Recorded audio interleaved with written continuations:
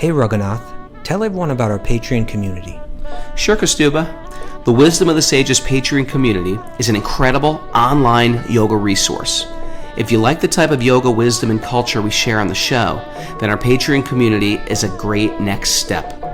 This is a listener-supported podcast, and any level of sponsorship will unlock a wide range of live and archived classes, talks, and even workshops.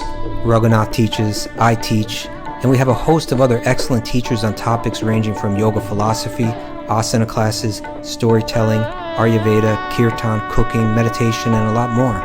We even have an incredible online Bhakti 12-step recovery group. So if you want to check it out, go to patreon.com/wisdom of the sages. All right, let's get it on. Om Namo Bhagavate Vasudevaya. Om Namo Bhagavate Vasudevaya.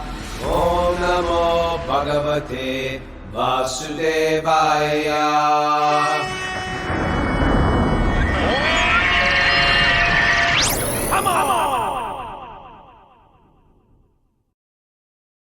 Live from Super Soul Farm, this is Wisdom of the Sages, a daily yoga podcast with your host, Raghunath, and co-host and senior educator at the Bhakti Center, New York, Kastuba Das. Welcome to the show, everybody. It's, what day is it? Tuesday. It's Tuesday. It feels like a Monday because we had a day off. We had a holiday yesterday, and now the retreat ended, and we winded down, and Henry took me and Mara out to dinner. We were exhausted. Oh, did you go out to dinner last night? We went out to dinner. Henry took us out to dinner. Steve Amari kicked back. He stayed. Steve is one of those guys who likes to come early, stay late, and do extra service. He's very sweet like that. Special guy.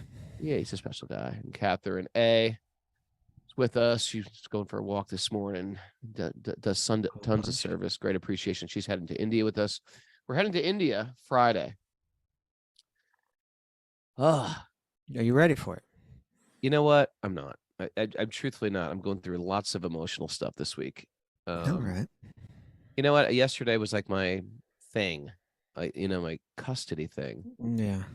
And I can honestly say that it's so funny because everything we preach about is for us.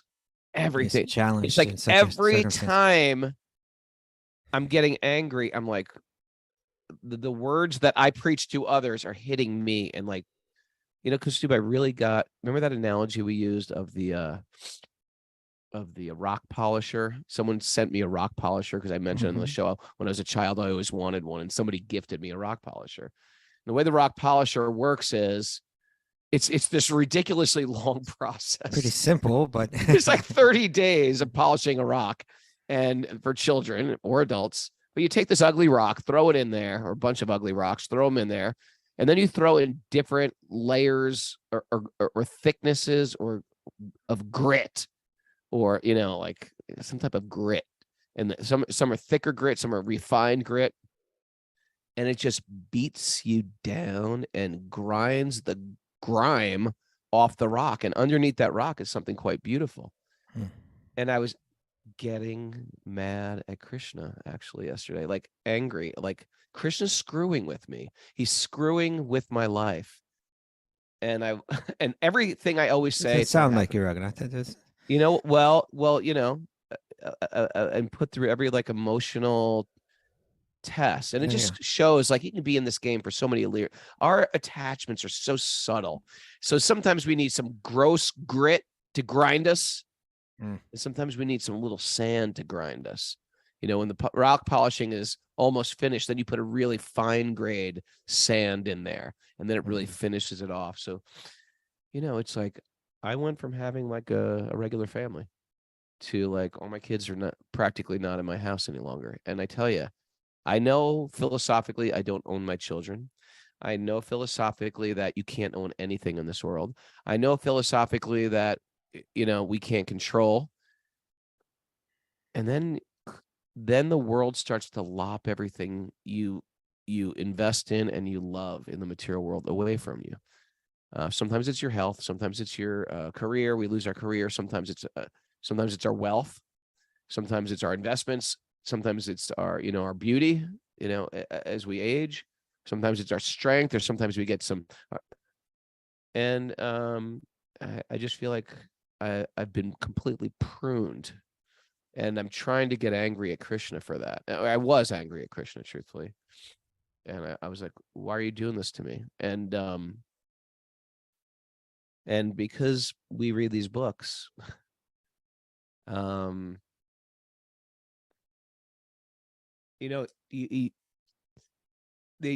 Krishna does it to you because he loves you, because there's something greater within us.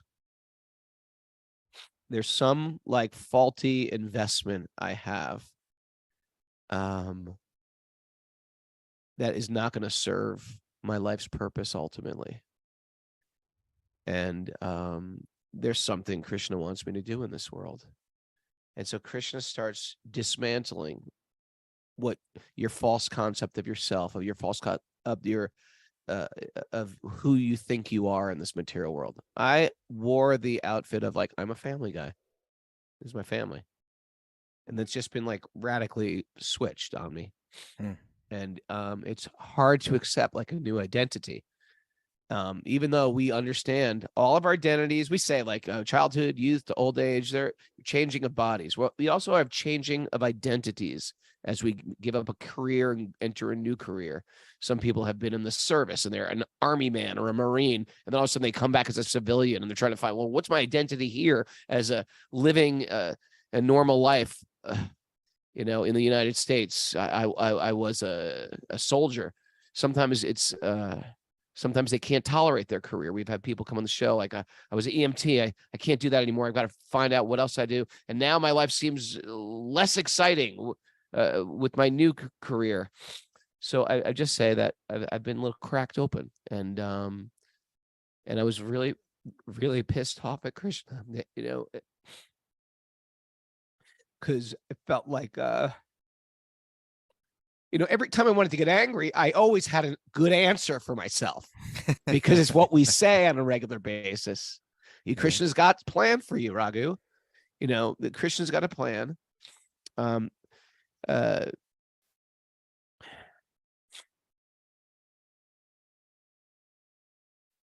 Yeah. Zoom out, see a bigger picture. Don't you think that Krishna has a plan for these children as well? Don't you think they're, and every kid has their own karma that they have to go through with. Part of this is their karma that they're going through. I had a particular idea of what I wanted to do when I got married 20 years ago. And when things just don't work out like that, it cracks something in you. And I'm sitting here grateful that these wisdom literatures can speak to me in times like this. Yeah, thank you for sharing all this, Ragnar. It kind of what I feel like I'm witnessing with your sharing this is there's different kind of charts or maps, to understand different types of progression, and sort of what the progression typically looks like for someone becoming a pure devotee, right? Like someone reaching the perfection of yogic accomplishment, someone developing prema bhakti, is that by some kind of grace, where these teachings are shared with us in by a person or people that can inspire us, right? And we say, oh my God, that's beautiful, that's wonderful, that makes so much sense, this is encouraging, this is what I want. And we embrace that, and the initial feeling is like, now that I've done this, I should be protected, right? Like, now I've entered into the good graces. Right. Now things should go smooth, because I get it. It was due to my rebellion to God. It was due to my selfishness that I was suffering in life. Now I'm not hungover anymore. Yeah. See, I've done something good. Now now everything should be kind of rosy, and in one sense, maybe it is a little bit like that for some time. In one sense, you feel a sort of happiness and a sort of protection and so on, and then these painful experiences that practically, on one level or another, everyone in this world is going through, but then that pain comes in, and there's a sense like, but hold it. I turn to you, right? This pain is supposed for the people. It's supposed to be for the people that didn't turn to you or that are turning away from you. I'm turning to you. What's going on here, right? Like, I'm upset. But if we were able to step back and see the whole chart, like that's one step on the, in the progression too. The later steps are where you can look back at your life and see, all of my, as you were mentioning, all of my false identities had me confused. They were, they had to be dismantled at some point. And because I'm incapable of just fully dismantling them myself, like fully letting go of myself, Krishna finds a way to enter our life and dismantle them for us. And then initially it's like, why are you doing this to me? But in the later part of the progression, it's like, oh, thank you. Thank you for taking it all away, really, taking it all away. There's if we go to the latter part of the sadhu's life, right? Yeah. There's that point where they're saying, oh, if that was almost like when everything really began to open up, because those our false sense of identity, the roles that we play that we fully identify with, they're so strong, they're so deep, that when they get dismantled, it's going to hurt. It's going to use this. I'm sorry. Yeah. No, go ahead. I always use this example of a tapestry. The tapestry appears beautiful on one side, and if you were to flip that tapestry and hang it on your wall, people would be like, why are you hanging that ugly blanket on the wall with all those random colored strings coming out the back? Yeah. And knotted strings. And the answer is, those aren't random strings. Actually, they're very perfect strings. Just see. And I flip the tapestry over, and it's a waterfall, and it's a beautiful sunrise. and I'm in it right now. And in it right now, I'm just seeing the randomness of everything that's happening, and the crap shower that's going down upon my head.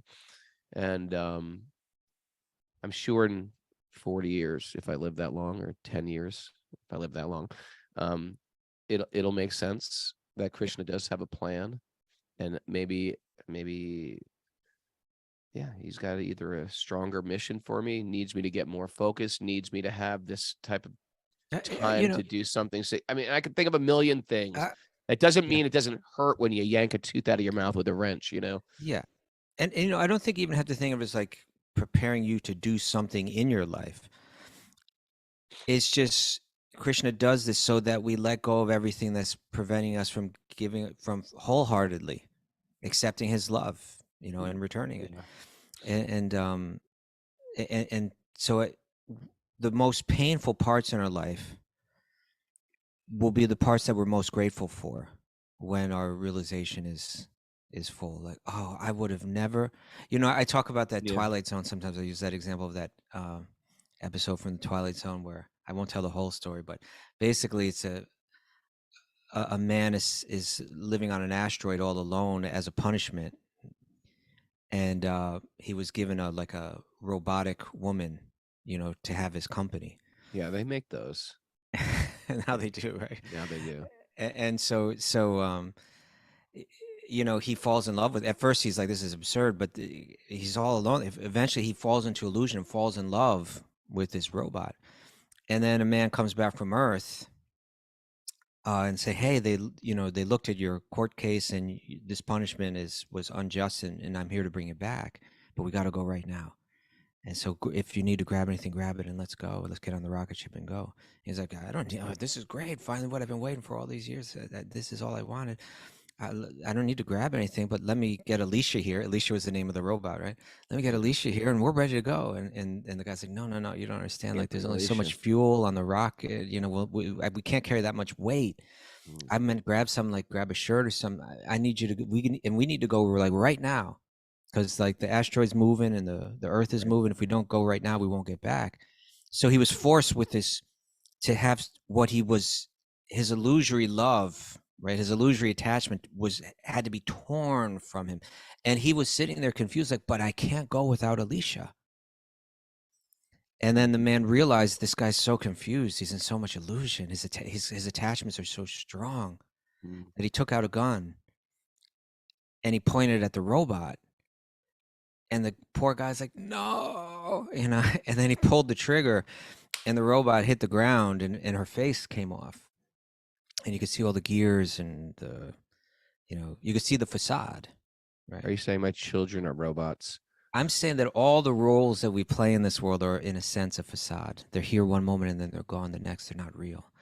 And so then the man was like, if you can't see the video, but he was of this podcast, but like he was like, he was in obvious like pain to see that happen. It was like so raw. It just ripped his attachments. But then but when he finally could say some words, he was just like, thank you. Like, thank you. Like, I get it now. I was attached to something that wasn't real, that was preventing me from opening the door to my true happiness. And in a sense, that's what happens to us in this world. Those deepest attachments. It's one thing to say, I won't eat meat anymore. I'll control my senses. Those are things that we can do early on the path. Yeah. But every subtle attachment, even those deepest ones, they need to be removed. I'm not saying that it's not right for a parent to love their children and to temporarily identify as the parent of that child. But what I'm saying is that even without divorce and all the things that you're going through right now, at a certain point we have to let go. So at a certain point they move out of the house, and at a certain point either they or we die, and that separation happens. So Krishna, he's doing things. So and again, that although it's the arc, the way the arc works is that there's a certain point in that arc where we're like, why are you doing this to me? I've turned to you. And then at a certain point, a latter point in that arc, we're saying like, I get it all. Thank you. No, I appreciate it. I needed it, Yeah, I know. So anyway, that's what I get it. And today is like digestion day. Yeah. Trying to digest it. And sometimes these things take even longer than a day to digest, or these types of like grief. Yep. I don't know if we should even do the nugget today, although the nugget could relate to this. Maybe we should. I didn't even look at the nugget. If you want. Okay. Well, why don't we hear from Mara the announcements first? We have Back to Your Cover group meetings today. The men meet at noon and the women meet at 2:00. And tomorrow, for our Patreon members, Mangala Chitra is teaching a slow flow asana class at 6 p.m. Slow flow. And what about our show? Our show time will be 8 a.m. Prabhu? Yeah. Okay. 8 a.m. tomorrow. Okay. Do you want to read the nugget, Rega? Where's the nugget? A little lost today. Chanted all my rounds. Well, that's good. Rounds. Thanks. Alrighty. Hard times create strong men.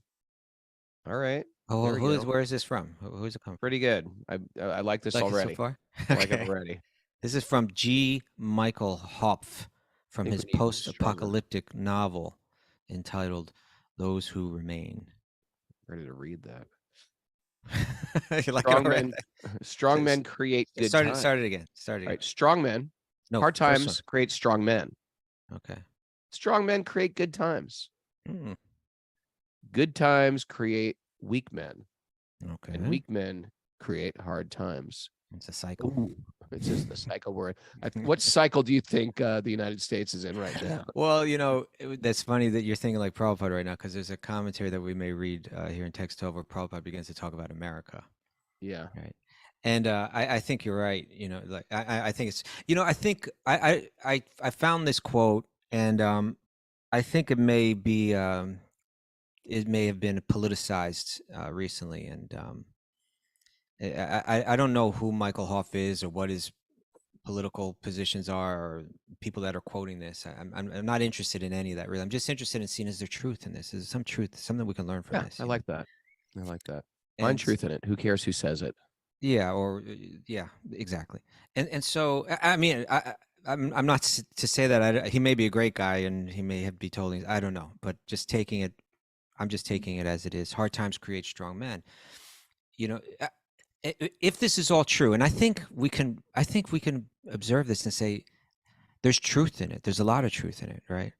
When you're forced through hard times, it you can't be frivolous anymore. You can't be whimsical anymore. You have to kind of boil your life down to what's most essential, and it can create hard times can and do create strong people, and those strong people then they can lead well, and they can bring us to happier times. But then those happier times, we tend to get lost in it, and we become weaker, and I do think we are in a position where we are in many ways very weak right now. We're squabbling. Is squabbling a word? Squabbling. We're squabbling. We're squabbling over nothing. Yeah, right. Trite little things. We're squabbling over them. We can't even have honest quibbling. We're quibbling and discourse. We're quibbling, quabbling, and squabbling. Squabbling. And then we get hard times. That leads to hard times. We start to fall apart. We're not taking care of each other anymore. We're reading right now about Indra. Now, to rise to the post of Indra, I was trying to find this quote. I forget exactly where it's from, but I think it's like 10,000 years or 10,000 lifetimes. Or it's something a ridiculous idea to become Indra. It's a position. It's like becoming the president. Yeah. There's one of them, and you got to do all this stuff to get there. And they say that to get there, it's either 10,000 years or 10,000 lifetimes of perfectly following Varnashram Dharma. In other words, that means like being strong, like resisting laziness, resisting procrastination, resisting selfish attachments, and doing what's right, doing the right thing for so long.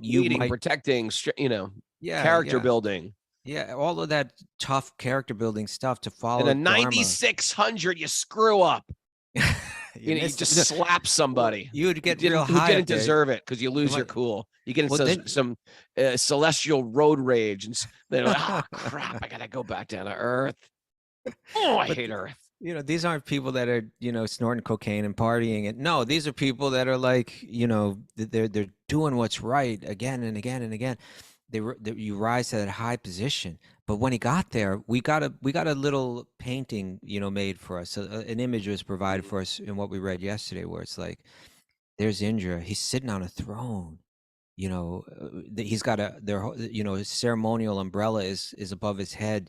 That's like glowing like the moon. It's not ordinary tarp over his head. He's got the real Miss Universe sitting next to him right now. Real Miss Universe. We can assume she's probably like the most beautiful woman in the universe. It's right. Like not like the Miss Universe on this. Yeah. This is the real Miss Universe sitting right next to him. He's being the most talented singers and dancers are all performing in his glorification for him. But hard times led to strong man, but now the good times, they led to good times, and now he's becoming like a weak man. His guru walks in and he's lost, he's bewildered, he's just kind of high, he got high from it all, and he lost his Dharma. Now he became weak, and we're going to see how weak he gets, and we're going to see how hard the times get as things go on. But I do think, and here's the thing though, right? So does that mean that we're stuck in a constant cycle? Like we can't be good and we can't be strong unless we go through like horrible times? And what, also this kind of connects with your, if it's bad, it's good. If it's good, it's bad. But here's the thing. What does a wise person do if they don't want, if good times come, if due to their living right, good times come? Well, what do you do if you don't want bad times? You practice austerity voluntarily. Right. Yeah. Right. You see devotees who are serious. They're generally very sober about life, even if they've got everything. If they're at the top of their game in devotional service, even if everything's going right, they still have a sobriety about them. And we were talking about this the other day. We see red flags when a person is in bhakti and they're maybe a leader in a bhakti, but they're sort of got that enjoying spirit. Yeah. When I say enjoying, I mean sort of like in a materialistic way. And we start to wonder, like, this is not good for them. This is Right. not good. They're actually enjoying like The opulences of yeah. their devotion. Yeah. Yes. Yes. And you Maybe and that, followers, it may be fame, it may, it may be wealth. whatever, any of the opulence, wealth, intelligence, Yeah. beauty, strength, whatever they're doing it's sort of going in a materialistic direction. How do we explain it? Where Krishna is not the center anymore, you become the center. There you And go. your There you pleasure go. becomes the center. Your You get forgetful of that. None of this is for me. Right. And you forget the formula that when I try to put myself in the center, I suffer. Sure. So there's a deep sobriety that devotees always have. Yeah. And that's what we do when times get good. We still stay sober and understand life is temporary. And therefore, when things fall apart like this, and I'm giving credit to the Bhagavatam, just like Talia was explaining about, bombs are going off. She's getting warnings on her phone, Yeah. And she's just like trying to find a spiritual grounding in all the hell that she was going through and probably still going through today. Love goes out to you, all our listeners who are in Israel listening. But it's like when things are falling apart, you've got something to hold on to. And that comes from when things are going great, you're still holding on to that thing. You're still holding on to that subtle as your deep pleasure, as your deep joy.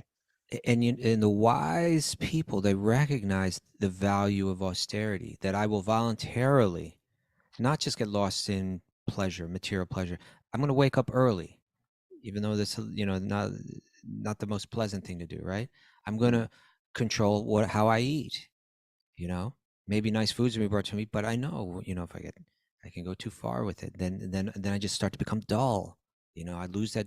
They say austerity is the wealth. I don't know where that, maybe Nityananda Chandra can try to figure that out. Austerity is the wealth. Austerity is the wealth of the Brahmanas. In a sense, we could just say austerity is the wealth of the wise people, right? The Vaishyas, or like the business people, money is the wealth of of them, right? It's like, you make a lot of money. You're like, yeah, good job. Yeah, great. Yeah, we're getting wealthy now. You're on it. You're on your game. Whereas the Brahma, the wise leader of society, right? They voluntarily accept austerity. They voluntarily live very simply because they know if I don't, I'm going to become weak in my insight, weak in my realization, weak in my clarity, the luminosity in my mind, and the clarity in my thought. I'm going to lose that. I'm going to lose respect. I'm going to lose ability to serve if I don't bring some austerity into my life. Otherwise, I become weak. And that doesn't mean that to be really Krishna conscious, you have to live in a little shed. Sometimes people live in a big way, and sometimes, but there's different ways to do that. And one is, if you're making money, you give charity. You purify that money, because oftentimes there's some karma in the way you got it. So you purify it. You give some in charity, or you take it. For example, we're at Super Soul Farm. We live in a big place and a big property. If I was here alone without a community, I'd be like, I'm a landlord I'm the governor of this property, Yeah. But to the degree that I think like that, I'm setting myself for great pain and become weak, because I have to, and I do this on a regular basis. I realize none of this is mine. It can be taken away from me in a moment, and I can be destitute with nothing and nowhere to go. And don't accept it as yours. Accept it as yours to serve Krishna. In the same way you have a harmonium. This harmonium is mine to chant, to sing on. This is here to serve Krishna. And there may be a time when it's not gonna be good to serve Krishna anymore. And then Krishna's gonna ask you to do something else. And you got to be okay with that. Sometimes you're asked to serve Krishna in a beautiful area, with a park-like environment in the countryside. And sometimes you're asked to go to a horrible ghetto to serve Krishna. And you got to be okay with, like, this is what Krishna wants from me. And I was saying the other day in class, like in the material world, we have this concept of a winner. You live in a cool place. Check out my cool place. I got a great architect that built this place. Or sometimes we consider a person a loser if they're like, oh, I'm living in this horrible apartment. There's like, not a tree on the street. It's got a horrible landlord, and there's a rat in the apartment that comes and visits. So that we consider that like a loser and a winner. The devotees of Krishna, we say, wherever you want me to be, Krishna, that's where I'm the actual winner. Right. Right. It's beyond winner and loser. It's what do you want from me, Krishna? It's not like what do I want? And I didn't get what I want, so I've lost. It's what do you want from me, Krishna? It's beyond winning and losing. It's I'm here to serve Krishna. And then we feel like this is the ultimate winner. I'm going to go wherever you want me to go. And you can see in your own life probably how Krishna has moved you around to different places when you're really in tune. Okay, he wants this chapter of my life to end. He wants this, right? Book 1 is closed. Now to book 2.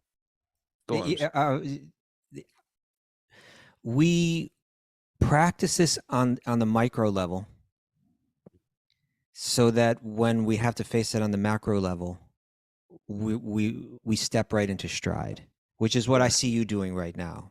But like I said, I'll give you the micro level. The micro level was when you had me staying in the nice guest room, right? The other day. So we have a nice guest room in the house. It's got private bathroom. It's got space. And sometimes we rent it out. And so no one rented it out. So we gave it to Kastuba. So Kastuba is living there like the Maharaj Jai Singh. It's not that opulent. California king. He's got sliding doors to the back. He's got a private clawfoot tub. Bathroom. Whatever. King size bed. And he was living large, coming into the house. And okay, let me get a tea. And then I stayed there for a few nights. And then due to necessity, it was the right decision. You bumped me over into like I was like, ice hey, palace, dog hair ice guess palace. what? Rupa and Kumari are coming up with their little baby. And they did belong in that room. And it was the right thing. Baby. Yeah. It was good. And Kostu was like, well, where am I going to go? I was like, well, we have a special room for you. Which isn't a room at all. It's like... I put a door on it. We put a door. Steve Walters built a door for it. It's like it's our gym. It's our gym. And so we set up a little bed for him in the gym. Sure, there's some dog hair. The dog likes the gym too. And sure, dog hair. We cleaned it as much as possible. Sure, there's no bed, so you're right down there in the dog hair. And he said, he's just like, don't inhale too deeply. And of course, that room is a little colder than the other room, so we sometimes use it as a walk-in cooler. But here's my point: a box of zucchinis. But here's my point. I get the word. Okay, you had to move to this other room. There's a little voice in you that says, "Oh, that sucks." But then there's another voice that comes from the training that you and I had, right? That it's like, this is the way that a wise person lives. That God puts me one place. You're grateful for it. Then he puts you in another place. That it's going to move around, and you just be grateful for whatever it is. So I'm ready because I'm trained to think like that, right? Okay, if God is putting me here now, then I accept it. That was our brahmachari training. That's the micro thing. We need to learn to think like that and to live like that, so that when the macro comes, like the larger kind of thing that you're going through right now, that you can still apply that kind of thinking on that larger, more on that deeper level. I only put you in the dog hair room because I knew you were evolved enough to take it. No, because you knew I needed it. You saw me living it up. He's there like living Indra. large there. Like... You saw me living like Indra. You took it away. Indra, you got to come off your higher planet. Come down to Patal. Okay, why don't we jump into it? Because let's jump in on Indra and see how he's living right now. For cheering he's me going up. to. Thank you for cheering me up. Oh, thank you, brother. By the way, let's chant. People have drawn up those references about austerity being the wealth of the Brahmanas, so we can check in on that in a second. But go ahead, let's chant the mantras. Narayanam namaskritya naram chaiva narottamam devim saraswatim vyasam tato jayam mudirayat. Before we started the Srimad Bhagavatam, which is our very means of conquest, one should offer respectful obeisances to the Supreme Lord Narayan, and to Narayan Rishi, the supermost human being, unto Mother Saraswati, the goddess of learning, and to Srila Vyasadeva, the author. Nasta prayeshva bhadreshu nityam bhagavat sevaya bhagavati uttama sloke bhaktir bhavati naishtiki, by regular attendance in classes in the Bhagavatam, and by rendering service to the pure devotees. All that is troublesome to the heart will become eradicated, and loving service to the Supreme Lord, who is praised with transcendental songs, will be established as an irrevocable fact. Om Agana Tamarandasya Gyananjana Salakaya Chaksurun Midatam Yena Tasmai Sri Gurave Namaha. I was born in the darkness of ignorance. My teachers are opening my eyes. With the torchlight of knowledge, I offer my obeisances at their lotus feet. Okay. Reading from the Srimad Bhagavatam, Canto 6, Chapter 7, Text 12. But before we do that. But before we did that, did you see that thing I posted with Dax Shepard with the shelter shirt on? Yeah, I did see that. I just don't know who Dax Shepard is. He's a famous comedian-ish. Okay. And he was with the other guy who's a Californian. The guy was the like, guy from Saturday Night Live. Yeah, what's his name? He's my favorite Fred. Favorite Californian? He's my favorite Californian. Hey, Stuart, get out of here. It gets me laughing every time. So there they were. He had a shelter like my Lord, our Lord. Okay, but that was when I said before that. That's not what I was talking about. I was talking about Nityananda Chandra has pulled up from Srimad Bhagavatam 296, the wealth of the Brahmanas. This penance is the beauty and the wealth of the Brahmanas and the renounced order of life. Then we got another verse Manish shared. This is from the 11th canto, chapter 17, text 42. Hung out with Manish this week. Manish is cool. Good guy. Whacked him with a pillow. He whacked me back. We wrestled. It was fun. You did. Love you, Manish. This one says the body of a Brahmana is not intended to enjoy insignificant material sense gratification. That's not what my body is for, he's thinking, right? Ooh. Rather, by accepting difficult austerities, accepting them, in his life, the Brahmana will enjoy unlimited happiness after death. Truthfully, you enjoy happiness in this life too. Yeah, that's right. It's their wealth too. It is their wealth. It's not just like a pie in the sky when you die. It's actually joyful to live simply. It's joyful to not have the clutter of stuff in your mind, or in your environment. Huh? No, that's the point. You actually begin to enjoy the austerity because it's helping you stay connected to God in your own heart. When does indulgence really make you enjoy anyway? It's so flickering. It's just gone so quick. Flickering. Yeah. That's what the wise people recognize. They realize it, Yeah. I'll just quickly tell this story, but a friend of ours was on a train once in India and sitting across from them was an older Indian gentleman and a younger Indian gentleman, like a father, like maybe in his 60s, and a man maybe in his 40s, something like that. Okay. And the younger of the son, his arm was in a sling and he had some kind of injury. And so our friend said, our friend who's like a sannyasi and a brahmana, right? Mm-hmm. And so they're typically very respectful to Indian people. Oh yeah. So our friend asked, he said, how did you get injured? And he didn't want to say. He's like, oh, nothing, it's nothing. His father said, no, don't tell him. And after enough prodding, he finally opened up and he told the story about he's a high-ranking person in the Indian Army. And he came across a roadblock. He was driving with his family at night, and he came across a roadblock in the road, which is happens in India, right? Like they'll just say, okay, we're gonna make a toll. Yeah, a toll and a tax. Like, wait a second, where are we? Are you guys authorized? It's like like one of those saw horses put on the road, or just like a bamboo stick. But this was like a military roadblock. Okay. And so he's outranking whoever's there, like guarding the roadblock. So he says, "What's happening here?" And they said, "In that home right there, some terrorists have captured the home and taken hostages in there." And so this man said, "Give me a gun." And they gave him a gun, and he went in and he killed the terrorists and he freed the. He just walked in the house. He did it somehow. He did it, right? And in the course, he was shot and injured. There's no plan. There's no SWAT team. He just walked in there. I don't. That's as much details as I know. Okay, but all right. But whatever what I said was fearless. Was factual. He went in there. He got the job done. And so our friend said to him, like, how can you do that? It's like, like, most people are trying to avoid that situation. And you Most just like people get try out of to your avoid car with your conflict. family in the car and say, this is my duty. This is my Dharma. This is my, and what he Your said to him, your his kids are in his the response car. was like, he was like, Swamiji, you have to realize, just like these books, all right, the Shastra, reading them, studying them, learning them, teaching them, realizing them, contemplating them, reflecting on them, just as these books, that they are your life. So he says, so this is my life. Was Right. that a gun? Well, Yeah, it's true. protecting others. That is even their if it Dharma. That means- is their Dharma. Their yeah, Dharma is to protect. yeah, And that's part of my that Dharma. is- To be fearless and to step forward when there needs to be someone to do that. So everyone has their different role.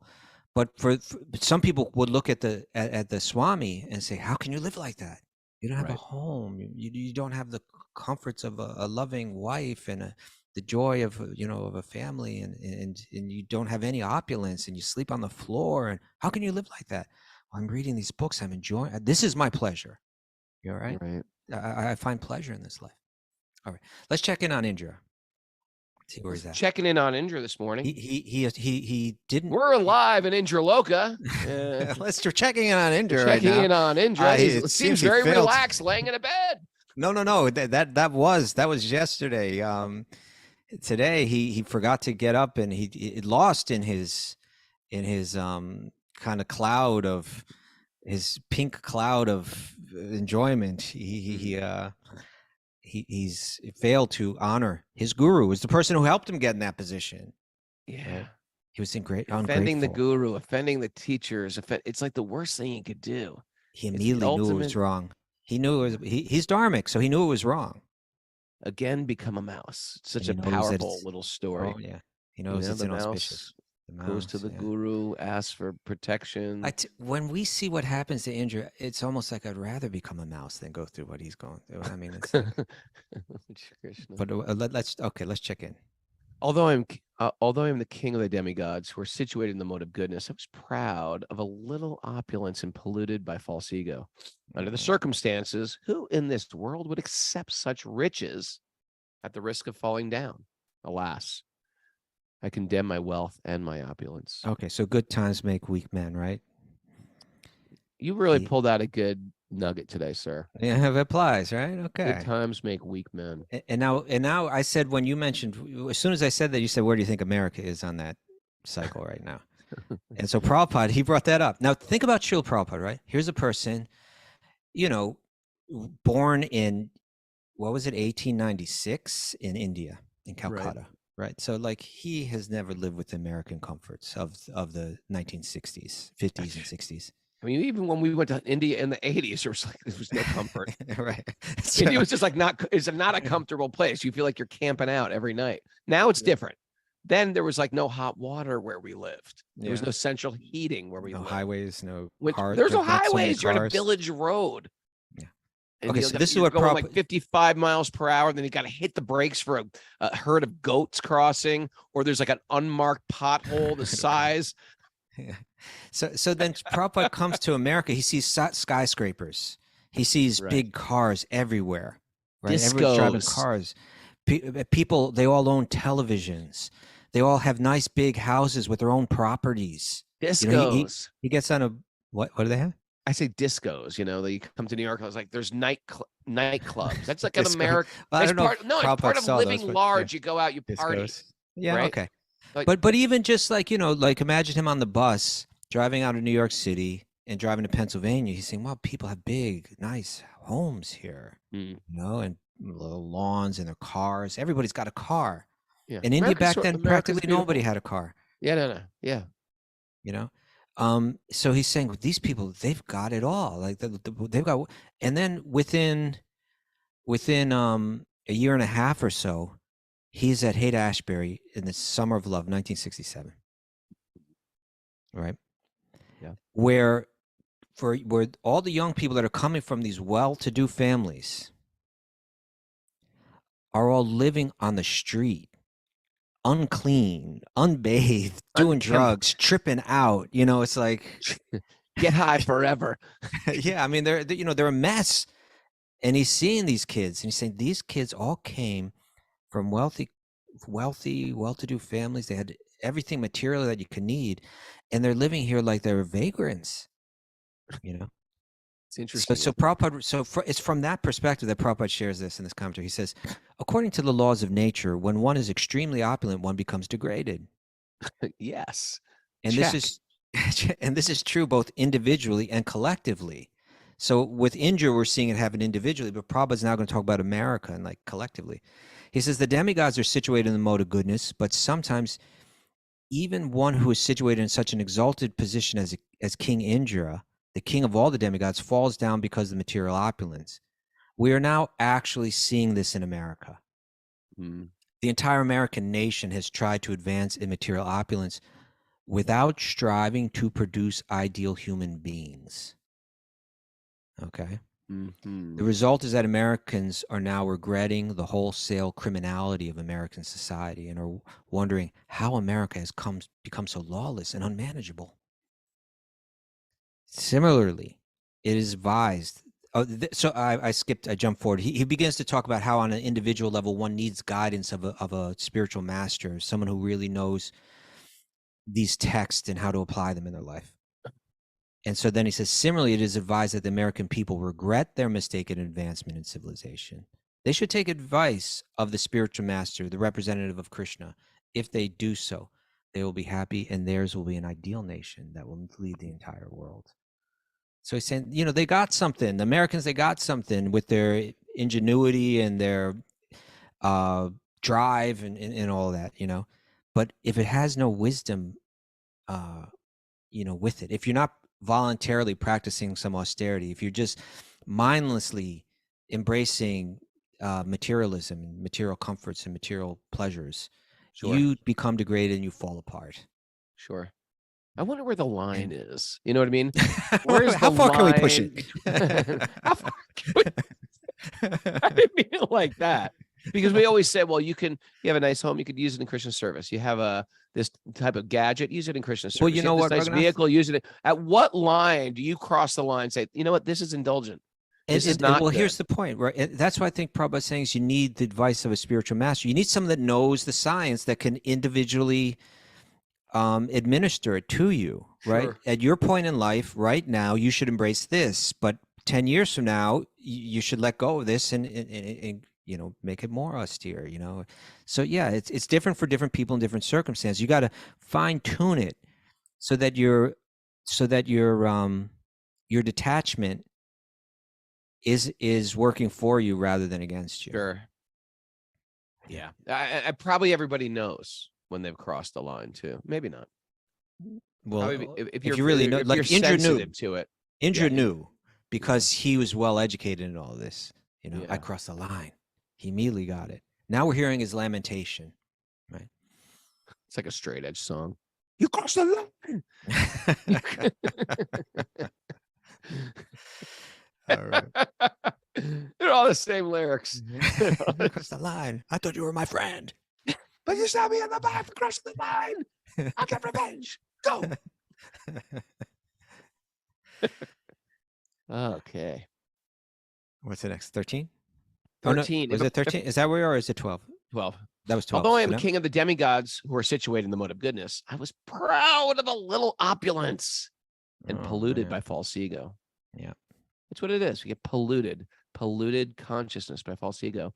Under the and what is false ego? Exactly what we were talking about at the beginning of class. Identity. It's false identity. Yeah. We have one identity, and we have a bunch of other temporary identities. Like we have a bunch of t-shirts, right? You have a red t-shirt, white blue t-shirt, blue t-shirt, V-neck, deep V-neck, right? We have different t-shirts. And we just switch double them out. Scoop. Don't get attached to the scoop. The scoop neck, right? We have different t-shirts we're wearing every day, and they're going to change.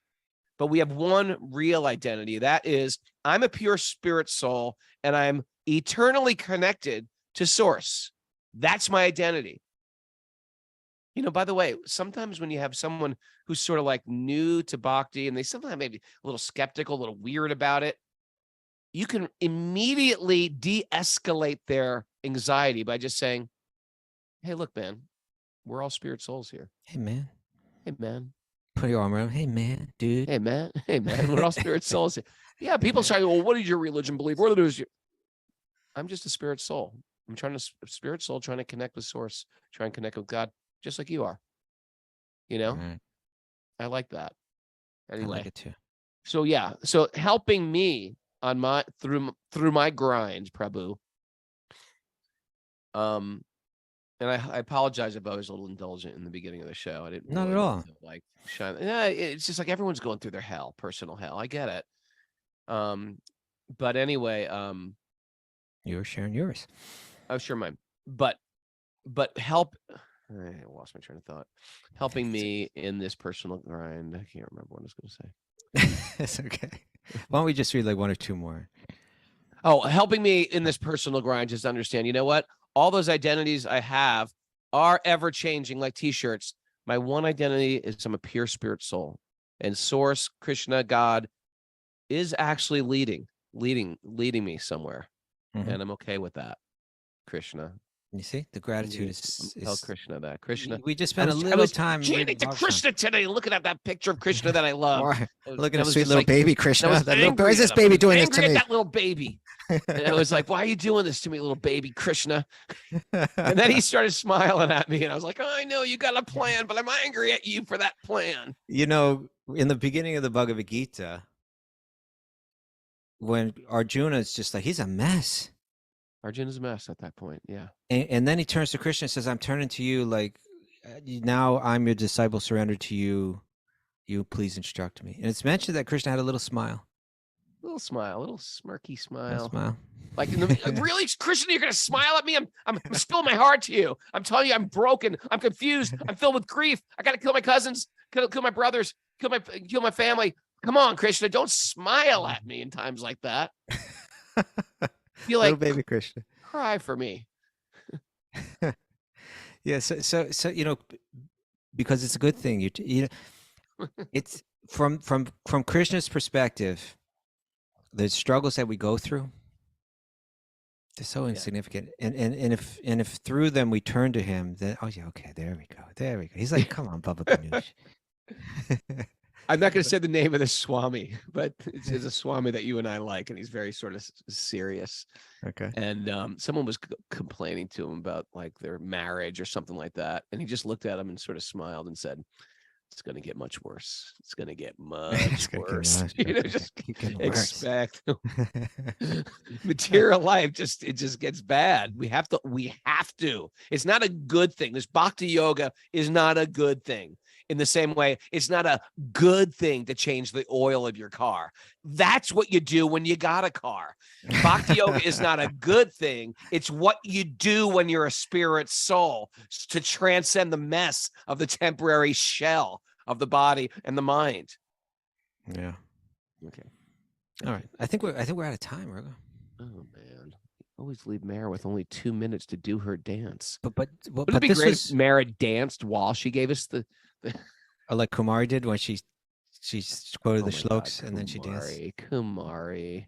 She could have like a symbol, like a mudra for like Bhakti recovery meeting. What would be the Bhakti? The Bhakti recovery mudra. Recovery meeting open at Drink? 9 o'clock. No. Pills? No.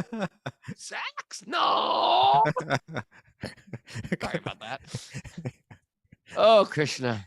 Remember when you were asking where exactly the line is, Raghunath? Yeah, right before that last one. Yeah. Cross that. Okay. It's okay with pills. You were okay with that one, right? Yeah, that was all right. You like the sex mudra? That's where you cross the line.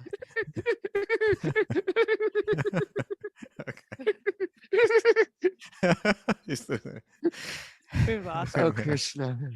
All right. What do you got there? Naughty baby. It's a naughty baby. Slamming that table. All right, some takeaways for today. Yeah.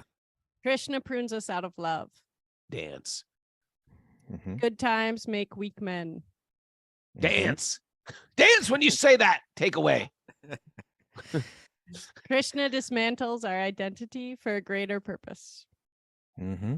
She's going to dismantle us. Build us up. That's going to be your final test, Mara.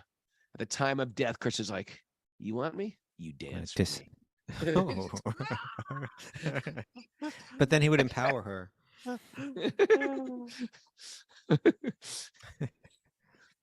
Devotees stay sober and practice austerity during good times. That's right. And dance. Go. Take shelter of wisdom literature during painful times. Mm-hmm. Got Austerity. Ruggle feeling better already, right? We just You read a made little me bottle feel time. good. You made me feel good today, What was it? people. Yeah. I got a lot of love on the message board. If you read that message board, man, I got showered Nothing- with love. I got love bombed. Nothing Ruggernaut likes more than a little message board love. I do. I need a little boost. Okay. Thank you, people. Yes, okay, Mara. what else?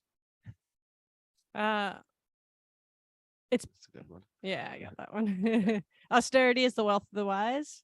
Ooh. Okay. Wealth of the wise. I like that better than the Prominence of the Brahmins. wise. Austerity is a It wealth makes of me- the wise. I think I like you that. know. I was thinking the More wise. contemporary. We just have to begin to clarify what a Brahmin is. Whenever I see these like academic or political analyses of caste systems and Brahmin, they don't understand what it's all about. The Brahmana is like the medicine man in the Native America. It's like there has to be like a wise person that helps everybody understand. They're living simply and austerely, and they're helping everyone be better people. You know, that's what the Brahmana is, right? They're the wise people. We have to figure out everything, Kostuma. We have to. It seems like it. Sometimes Mara helps too. It's beyond winning and losing. It's serving Krishna. Yeah. Yes. Krishna smiles at us in our struggle. A little smile there. A little smile. He's still Okay. smiling at me in that Smile. picture on He's the just wall. saying what he's doing when he looks. He's saying, "It's okay, Baba Ganoush. You're gonna be okay."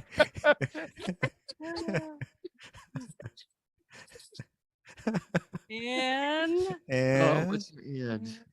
don't get attached to the scoop. Ooh, yeah. don't get attached to the scoop. especially that double scoop. the deep double The scoop. deep double dip scoop. I might look back in 10 years like, what was I thinking with the scoop? Oh, it won't take 10 years, Chuck. It's gonna be. I don't know. I slow. like the scoop. You know what it I mean, reminds me already you're looking back and saying, "What was I doing with those wooden earrings I was wearing back in the early days of this podcast?" I was right. I liked them. I liked them at the time. Oh, Krishna. Oh, Skinner G gave me a thing. Oh, thank you, Skinner G, for the love. The bright light was here this weekend. You brought a little maple syrup from Vermont down and gave that out. Yeah, you know, everybody up there, Lake Placid, Sweet Banjo Mike gave me a big jug. Skinner G gave me a jug. Now, Thanks, Skinner G everybody, said for all that your they did a jugs. test taste. What's that? Skinner G said they did a blind test taste of like the finest Canadian maple syrup What versus. about Lake Placid maple syrups, madam? I don't know if that was in on the test. She can let us know. No? Let's find out. Let's unmute Kelly here and see what. She's got a little. I think she's got a little syrup ego going. Tell us about the syrup. I have Vermont maple syrup pride for sure. There was no Lake Placid. It was the finest Canadian, finest Vermont. Just these And two. even Canadians She's trying to start a voted civil for- war here. Okay, then there was a blind test taste, and what happened? And this particular one that I gave you guys was the top. And even the two Canadians, Damya Sauce and his dad, voted for this one. There you go. Okay, well, we're gonna have it. We're gonna have it out today with Sweet Banjo Mike's maple syrup versus the Vermont Gold, and let the sweetest Vaishnav win. Hare Krishna. You're both sweet. You're both the pinnacle of sweetness, and you're saving this bitter soul. Thank you. They see me so bitter, sitting there sad, and they're like, "We will help you, Raghuna. We will lift you It's higher." syrup. We love you. Haribol. There's no bitterness. We just love you. No pity. Just love. Just love, brother. Just love. Just love, brother. Just love, just love, just love. Oh, Krishna, what a day today. Oh,